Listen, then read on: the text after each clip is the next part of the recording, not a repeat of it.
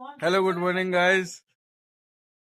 आज की सुबह हो चुकी है और आज मुझे जाना है अपने खेत पर राई कटवाने के लिए। तो चलते हैं। हमारे लिए बन रहा है नाश्ता। तो सबसे पहले मैं अपनी गाड़ी को साफ कर लेता हूँ थोड़ा सा। उसके बाद निकलेंगे खेत के लिए। और उसके बाद अब निकल चुके हैं अब खेत के लिए।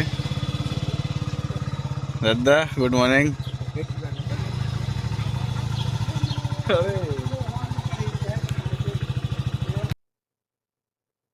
चलो चलते हैं खेत पर।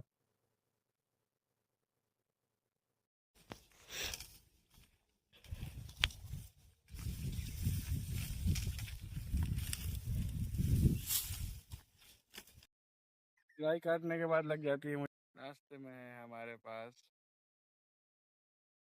ये स्वादिष्ट सा मटर